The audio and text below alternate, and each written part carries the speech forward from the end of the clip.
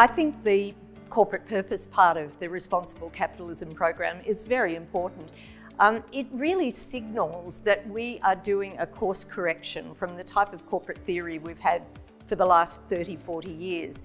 And that was a theory that was very much in the private realm. It was about corporate rights. And we're now saying, no, the corporation is a social actor. It's got responsibilities. And that's a very different way of viewing the corporation. And it's going to mean that we have to look at all types of corporate governance mechanisms, such as executive compensation, which were really modelled on that old version of the corporation.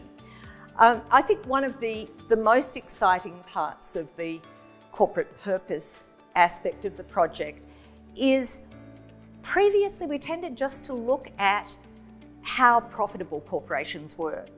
And in the old days, it didn't seem to matter how corporations were making their profits. It was really not a very nuanced vision of what a profitable and what a successful company looked like. But part of what corporate purpose does is to focus our gaze on how profits are being made and whether they're being made in ways that are socially acceptable. And we've seen the sorts of incentives that have been embedded in executive remuneration have been focused on the old problem of corporate law, which is how do we deal with underperforming companies? But in this modern approach, we're looking at that as one continuing problem, but we're also looking at the problem of, is a corporation creating negative externalities?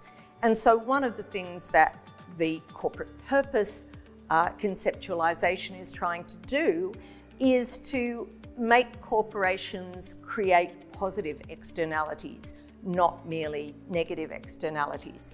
Now, we've got lots of challenges ahead, and that's going to be the exciting part of the project because it's by no means clear sailing. We can see that there is potential pushback politically and from the business community. We can see lots of other challenges emerging in this respect, and we have to work out a way to navigate around those. And I think the key problem is going to be, how do we address the sort of issue of organisational hypocrisy? And that's going to be such a huge thing in the era of ESG. Corporations that say they're totally committed to climate change, but what are they doing to prove it? How are they showing that they're doing the steps that are necessary to get to the goals that they say they're committed to? So corporate purpose is going to be part of that, ensuring that there are credible commitments, not just commitments.